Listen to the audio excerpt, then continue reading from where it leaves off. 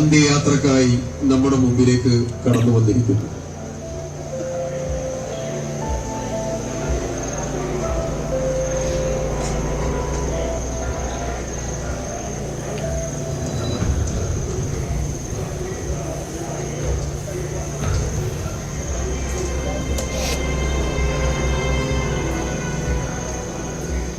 അപ്രതികാരം ഇതിനകത്ത് ആരും നിൽക്കരുത്, ഇതിന് പുറത്തേക്ക് നിൽക്കും.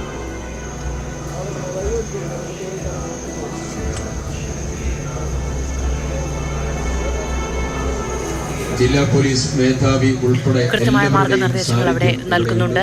കൃത്യമായ മാനദണ്ഡങ്ങൾ പാലിച്ചുകൊണ്ട്, കർശനമായ മാനദണ്ഡങ്ങൾ പാലിച്ചുകൊണ്ടാണ് സംസ്കാര ചടങ്ങുകളെല്ലാം പൂർത്തീകരിക്കേണ്ടതുള്ളത്. ഇത്രയും ദിവസങ്ങൾക്ക് മുൻപ്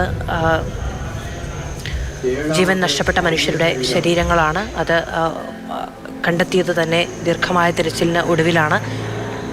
ഈ മൃതശരീരങ്ങൾ പൂർണ്ണമായ പോലും എല്ലാവരുടേതും കണ്ടെത്താനായില്ല എന്നുള്ളതും നമുക്കറിയേണ്ട കാര്യമാണ്. അരുൺ അമർനാഥ് വിവരങ്ങളുമായി നമ്മളോടൊപ്പം തുടരുന്നുണ്ട്. അരുൺ, 8 മൃതദേഹങ്ങളും ഈ ഷെഡിലേക്ക് എത്തിച്ചു കഴിഞ്ഞിരിക്കുന്നു. ഒരുപാട് നേരം ഭൗതിക ശരീരം അവിടെ പൊതുദർശനത്തിന് വെക്കുന്നുണ്ടാകില്ല അല്ലേ? അതെ മാധു, 6 മൃതദേഹങ്ങളാണ് നിലവിൽ എത്തിച്ചിട്ടുള്ളത്. 8 മൃതദേഹങ്ങൾ കൂടി എത്താനുണ്ട്.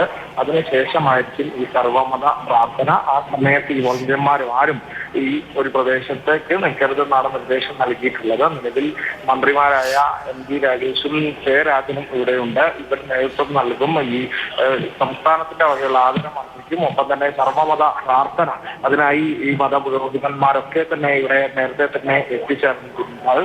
ഉച്ച മുതൽ തന്നെ ഈ സന്നദ്ധ പ്രവർത്തകരെല്ലാം ചേർന്നാണ് എല്ലാ സജ്ജീകരണങ്ങളും ഒരുക്കിയത്. ഈ ഒരു ഹാളിന് സമീപം നിർമ്മാണമുള്ളത്. അവിടെ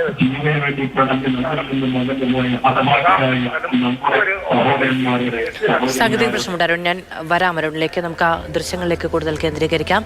മൃതദേഹങ്ങൾ ഓരോന്നായി ആംബുലൻസുകളിൽ നിന്ന് അവിടേക്ക് കൊണ്ടുവരികയാണ്. പുത്തുമലയിൽ തയ്യാറാക്കിയിരിക്കുന്ന പൊതു ശ്മശാനം ഈ തിരിച്ചറിയാത്ത മൃതദേഹങ്ങൾ സംസ്കരിക്കാൻ വേണ്ടി ഇന്നൊരൊറ്റ ദിവസം കൊണ്ടുണ്ടാക്കിയെടുത്ത സ്ഥലമാണ് അത്. മുണ്ടക്കയുടെയും ചൂരൽമലയുടെയും എക്കാലത്തെയും ഭീതിതമായ വേദനയുള്ള ഓർമ്മയുടെ ഒരു കുടീരമായി അത് നിലനിൽക്കുകയും ചെയ്യും. അവിടേക്ക് അന്ത്യവിശ്രമത്തിനെത്തുന്നത് 8 മൃതദേഹങ്ങളാണ്. ധാരാളം പേരെ ഇനിയും അവിടെ സംസ്കരിക്കാനുള്ള തയ്യാറെടുപ്പുകൾ പൂർത്തീകരിക്കുന്നുണ്ട്. 200 പേരുടെ സംസ്കാരത്തിന് ആവശ്യമായ സ്ഥലം വിട്ടു നൽകണമെന്നുള്ളതാണ് ജില്ലാ ഭരണകൂടം ആവശ്യപ്പെട്ടത്. അവിടെ പൊതുദർശനത്തിനും സർവമത പ്രാർത്ഥനയ്ക്കും സംസ്കാരത്തിനുമുള്ള എല്ലാ തയ്യാറെടുപ്പും പൂർത്തിയാക്കിയിട്ടുണ്ടായിരുന്നു. ഏതാണ്ട് 6 മണിയോടുകൂടി സംസ്കാര ചടങ്ങുകൾ പൂർത്തീകരിക്കണം എന്നുള്ളതായിരുന്നു ഒരു കണക്കുകൂട്ടൽ. പക്ഷേ ചില സാങ്കേതിക പ്രശ്നങ്ങളുണ്ടായി. 10 മണിയോട് അടുക്കുകയാണ് സമയം. എന്നിരുന്നാലും ഈ രാത്രിയിലും വന്യമൃഗശല്യമുള്ള സ്ഥലമാണ് എന്നതടക്കമുള്ള കാര്യങ്ങളൊക്കെ നമ്മൾ നേരത്തെ പറഞ്ഞു. ഈ രാത്രിയിലും അവിടെ ഒത്തുചേർന്ന് നിൽക്കുകയാണ് ആ മനുഷ്യരെല്ലാവരും. മനുഷ്യർക്ക് യാത്ര പറഞ്ഞു നൽകേണ്ടതുണ്ട്. അവരർഹിക്കുന്ന ആദരവോടുകൂടി, സ്നേഹത്തോടുകൂടി, കരുതലോടുകൂടി അവരെ യാത്ര അയക്കേണ്ടതുണ്ട് എന്നുള്ളത്. ആരാണെന്ന് തിരിച്ചറിയാതെ പോകുന്നവർ ആരുമല്ലാത്തവരല്ല, നമ്മുടെ എല്ലാം പ്രിയപ്പെട്ടവരാണ് എന്ന തുറന്ന പ്രഖ്യാപനമാണ് അവിടെ വന്നിരിക്കുന്ന ഓരോ മനുഷ്യനും നമുക്കെല്ലാവർക്കും നൽകുന്നത്, വരുന്ന തലമുറയ്ക്ക് നൽകുന്നത്. അങ്ങനെ പെട്ടെന്ന് ഓടിയെത്തിയ മരണത്തിന് പിന്നിൽ കീഴ്പ്പെട്ടു പോയവരാണെങ്കിലും തങ്ങളുടെ ഹൃദയത്തിൽ ഒരിടമുണ്ട് അവർക്ക് എന്നുള്ളത് വ്യക്തമാക്കിക്കൊണ്ടാണ് അവരെ ഏറ്റവും സ്നേഹത്തോടുകൂടി ഹൃദയത്തോട് ചേർത്ത് നിർത്തിക്കൊണ്ട് യാത്ര പറയുന്നത്.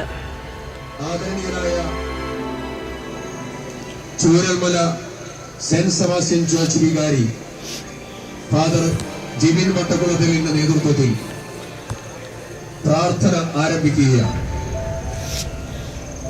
എല്ലാവരും നിശബ്ദരായിരിക്കണം.